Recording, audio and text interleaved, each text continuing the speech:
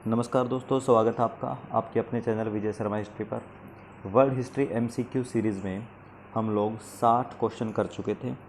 आज की इस वीडियो में 60 के बाद हम आगे चलते हैं, देखते हैं कितना क्वेश्चन कर पाएंगे हम। देखिए जी, 61वां क्वेश्चन, निम्नलिखित में से वह धर्म कौन सा है जिसका विकास प्राचीन काल अर्थात ईस्वी पूर्व में नहीं हुआ।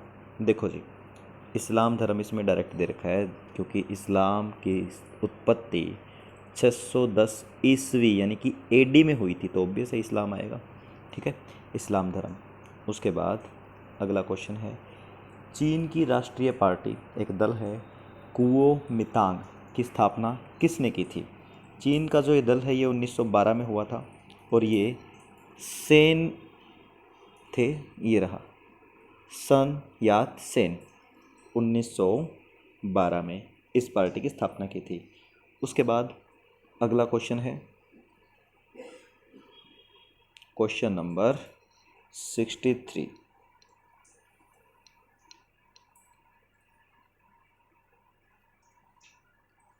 आई एम द स्टेट, मैं ही राज्य हूँ, यह कथन किसने कहा था। देखिए जी, ये कथन जो है, पूरा कथन क्या होगा, मैं ही राज्य हूँ, मेरे शब्द ही कानून है, जैसा कि बाहुबली मूवी में थे ना कि मेरा वचन ही है शासन। ये शब्द पहले बोले जा चुके थे, ये शब्द बोले थे फ्रांस के लुई 14 ने, लुई 14, ये रहा जी, फ्रांस के लुई 14 ने बोले थे ये शब्द। ठीक है, मैं ही राज्य हूँ। अगला क्वेश्चन है, अमेरिकी नौसेना तथा वायुसेना बेस पर्ल हार्बर पर निम्नलिखित में से किसके द्वारा आक्रमण किया गया था। तो इसका आंसर होगा जापान। जापान द्वारा किया गया था, इसमें 1941 में अटैक किया था जापान ने। ठीक है, उसके बाद अगला क्वेश्चन है 65, अफवाह तंत्र का निर्माण सबसे पहले विश्व में किस किस सभ्यता ने किया था। अफवाह तंत्र तो सिंधु सभ्यता में किया था, कोई दिक्कत नहीं है, सिंधु नदी के किनारे थे ये लोग। ठीक है, सिंधु सभ्यता 2500 BC से लेके 1750 BC तक चली थी। अगला क्वेश्चन है, निम्नलिखित में से किसके अनुसार, सॉरी 65 हो गया, 66, निम्नलिखित में से किसके अनुसार राज्य एक बुराई है। देखिए जी, यहाँ जो डी ऑप्शन दे रखा है ना, यहाँ पर अराजकता शब्द दे रखा है। एक्चुअल में अराजकता जो शब्द है ना, इसका मतलब होता है बिना नियम कानून के। अगर अराजकतावादियों की सोच ऐसी होगी तो उनके अनुसार राज्य एक आवश्यक बुराई है। ठीक है, तो इसका आंसर होगा अराजकतावादियों के अनुसार।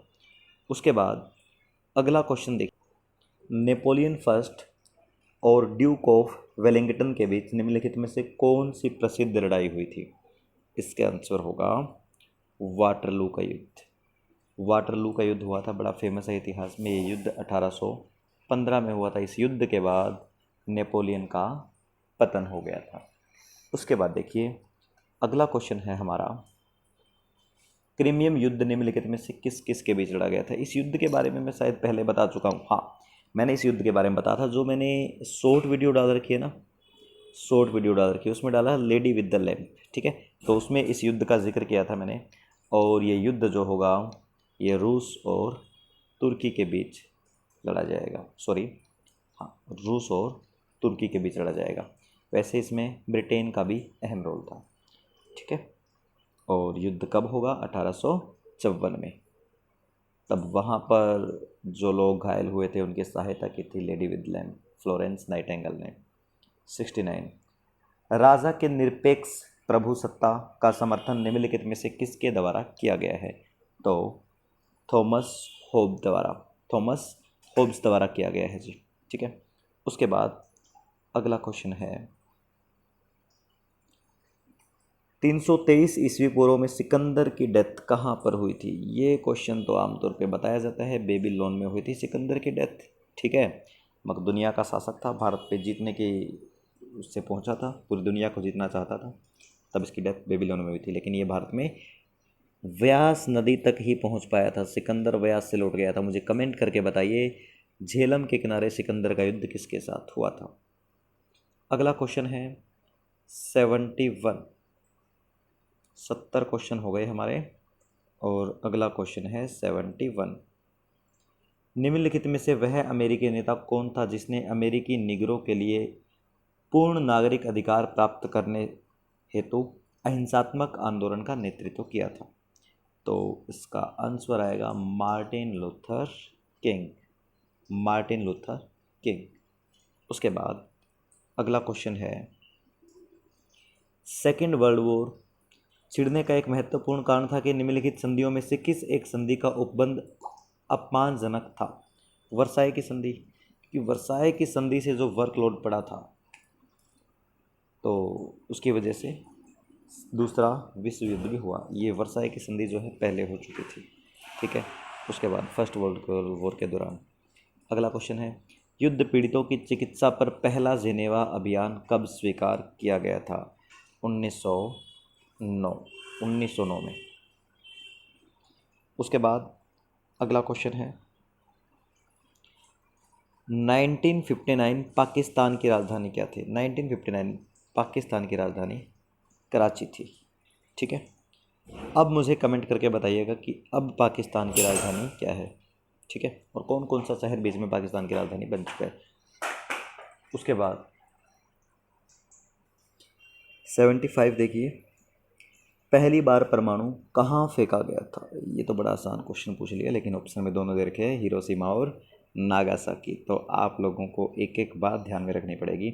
6 अगस्त को जो फेंका गया था वो हिरोशिमा पर, और 9 अगस्त को नागासाकी पर। नागा 9 याद रखना, तो आंसर आएगा हिरोशिमा। अगला क्वेश्चन है, अमेरिका की खोज किसने की थी? एक्चुअल में ये अमेरिका की खोज नहीं बोल सकते हम, अमेरिका की खोज पानी के रास्ते किसने की थी? 1492 कोलंबस, ठीक है। कोलंबस स्पेन का नागरिक था जो कि इटली में व्यापार करता था। अगला क्वेश्चन है, पाब्लो पिकासो कहाँ के थे? पाब्लो पिकासो जो है वो स्पेन के थे।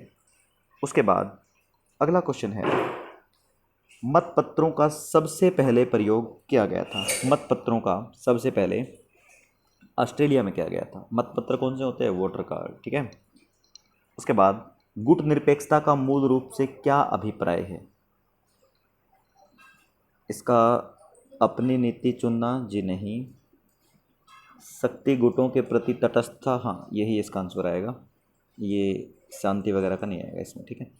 तो गुट निरपेक्षता का मतलब यही है जी। उसके बाद अगला क्वेश्चन है, साउथ अफ्रीका में पालन की जाने वाली प्रजातीय भेदभाव की नीति को क्या कहा गया है? रंग भेद, रेसिज्म।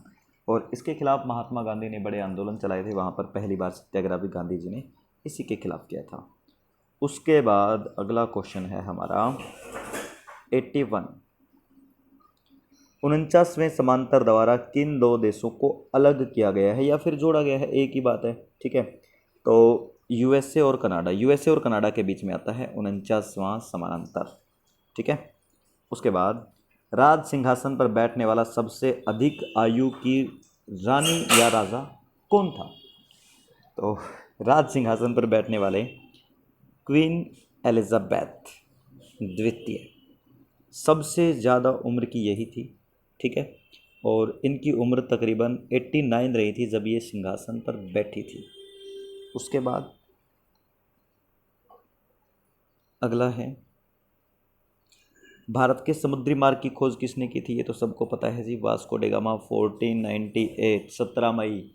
आप मुझे कमेंट करके बताइए कि वास्को डे गामा का स्वागत किसने किया था, कहाँ किया था, और उस जगह को कालीकट को आज क्या बोलते हैं ये भी मुझे बताएंगे आप लोग, ठीक है। उसके बाद देखिए अगला क्वेश्चन है, निम्नलिखित में से कौन सी इमारत विश्व की सबसे ऊंची इमारत है? यहाँ पर देखो ऑप्शन दे रखे हैं, Eiffel Tower, Burj Khalifa, Statue of Liberty, Qutub Minar. Qutub Minar का तो 72.5, एफिल टावर का 300 प्लस है मेरे ख्याल से, स्टैचू ऑफ लिबर्टी भी 93 समथिंग है आई थिंक, मेरे को इतना ध्यान नहीं है इसका। और लेकिन जो आपका बुर्ज खलीफा है ये 829.8 मीटर है जी, ठीक है। तो सबसे ऊंची इमारत होगी बुर्ज खलीफा। कहाँ पर है ये बुर्ज खलीफा? मुझे कमेंट करके बताइएगा, ठीक है। पहले इसका नाम बुर्ज दुबई हुआ करता था, ये भी याद रखना। यह आह्वान किसने किया कि प्रकृति को वापस लाओ? प्रकृति को वापस लाओ, यह आह्वान रूसो ने किया था। उसके बाद अगला क्वेश्चन है, रूसी क्रांति का प्रारंभ किस शहर से हुआ था? रूसी क्रांति का प्रारंभ जो है सेंट पीटर्सबर्ग से हुआ था, सेंट पीटर्सबर्ग। उसके बाद अगला क्वेश्चन है 87वां, 19वीं शताब्दी के अंत में कौन सा सबसे बड़ी औपनिवेशिक शक्ति के रूप में उभरा था? तो ब्रिटेन ही था जी, सबसे बड़ा तो ब्रिटेन था औपनिवेशिक शक्ति, जिसने सबसे ज़्यादा कॉलोनियाँ स्थापित की थी। मार्को पोलो किसके लिए विख्यात है? मार्को पोलो चीन, भारत और एशिया की यात्रा की थी इसने। चीन, भारत और पूरे एशिया की यात्रा इसने की थी। इसका आंसर होगा बी।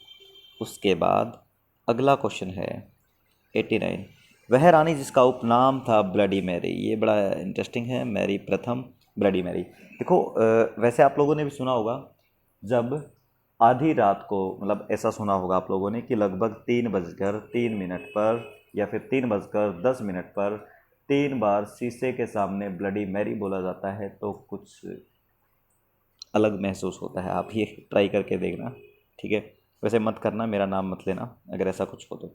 यूट्यूब पे ज़रूर देखना ऐसा क्या होता है ब्लडी मैरी, ठीक है। तो ये मैरी प्रथम का नाम था ब्लडी मैरी। नई आर्थिक नीति की शुरुआत किसने की थी? तो नई आर्थिक नीति की शुरुआत जो है लेनिन द्वारा की गई थी, ठीक है। पूरा नाम था व्लादिमीर इलिच लेनिन, 1870 से लेकर 1924 के बीच। अगला क्वेश्चन है, निम्नलिखित में से किस अमेरिकी राष्ट्रपति ने कूटनीतिक संबंध सुदृढ़ करने के लिए 1972 में चीन का दौरा किया था? कौन सा राष्ट्रपति गया था जी अमेरिका का चाइना के अंदर? तो रिचर्ड निक्सन। उसके बाद अगला क्वेश्चन है, क्रिस्टोफर कोलंबस कहाँ का था? स्पेन का। ये मैं आपको पहले बता चुका हूँ, ये वही कोलंबस है जिसने 1492 में अमेरिका की खोज की थी पानी के रास्ते से। उसके बाद चीन की मुक्ति के समय चीन कम्युनिस्ट पार्टी का अध्यक्ष कौन था? इसका आंसर आएगा माओ जिडोंग, माओ जिडोंग, ठीक है। उसके बाद अगला क्वेश्चन है, शीत युद्ध का अभिप्राय क्या है? शीत युद्ध का अभिप्राय है 1947 से लेके 1991 के बीच, देखो कितना लंबा चल गया, पूर्वी और पश्चिमी के बीच तनाव, पूर्व और पश्चिम के बीच तनाव, ठीक है। मुझे आप लोग कमेंट करके बताएंगे इसमें पूर्व में कौन और पश्चिम में कौन, किसके बीच ये तनाव रहा था। ये मैंने आपको बता दिया 1947 से लेके 91 तक, ठीक है। अगला क्वेश्चन है 95, मार्क्सवादी भौतिकवाद किसके विचार से आया? मार्क्सवादी भौतिकवाद डार्विन के विचार से आया था, डार्विन के विचार से। यह एक ऐसी प्रणाली है जो समाज, अर्थव्यवस्था, इतिहास के अध्ययन से संबंधित दृष्टिकोण प्रस्तुत करता है, ठीक है। उसके बाद अगला क्वेश्चन है 96, भारतीय आज़ादी के समय इंग्लैंड के प्रधानमंत्री कौन थे? उस समय 1945 से लेके 1951 तक, यानी कि आज़ादी के समय नहीं, कैबिनेट मिशन आया था तब, आज़ाद हुआ तब, संविधान लागू हुआ तब, ये तीनों ही घटनाओं में ब्रिटेन के प्रधानमंत्री थे 45 से 51 तक, क्लेमेंट एटली, ठीक है। उसके बाद अगला क्वेश्चन है, निम्नलिखित में से किस लड़ाई में नेपोलियन फ्रांस की अंतिम हार हुई थी? इसका जो आंसर आएगा वाग्राम की लड़ाई, वाग्राम की है इसमें, वाग्राम की लड़ाई, ठीक है। ये 1805 में लड़ी गई थी, एक समुद्री युद्ध था, ये समुद्र के बीच लड़ा गया था। अगला क्वेश्चन है 98, फर्स्ट वर्ल्ड वॉर में जापान किसकी ओर से लड़ रहा था जी? मतलब यहाँ भी सीन चेंज हुआ था, ठीक है। जापान फर्स्ट वर्ल्ड वॉर में रूस, फ्रांस और ब्रिटेन की तरफ से लड़ रहा था, ठीक है। सॉरी, इसमें जर्मनी के खिलाफ यूनाइटेड किंगडम के साथ फर्स्ट वर्ल्ड वॉर दे रखा था, ठीक है, मैं सेकंड समझ गया था इसको। तो उसके बाद अगला क्वेश्चन है 99। प्रसिद्ध चित्रकार पैब्लो पिकासो निम्नलिखित में से क्या थे, मतलब कौन से देश के थे। पाब्लो पिकासो जो है वो स्पेनिश थे, स्पेनिश। और आज का हमारा आखिरी क्वेश्चन, अमेरिका स्वतंत्रता की घोषणा किसके सिद्धांतों पर आधारित थी। अमेरिका की स्वतंत्रता की घोषणा थॉमस जेफरसन द्वारा किया गया था, ठीक है। और ये नैसर्गिक अधिकार, नैसर्गिक अधिकार सिद्धांत पर आधारित थी, ठीक है। तो जी आज के सेशन में हम इतने क्वेश्चन करेंगे। हमारे टोटल 100 क्वेश्चन हो चुके हैं। ये था हमारा तीसरा पार्ट। चौथे पार्ट में हम कोशिश करेंगे कि 50 क्वेश्चन और कवर कर लें। मैं कोशिश करूँगा कि 5 पार्ट में आप लोगों के वर्ल्ड हिस्ट्री के मैक्सिमम क्वेश्चन करवा दूँ। चलिए जी, thank you very much, bye bye.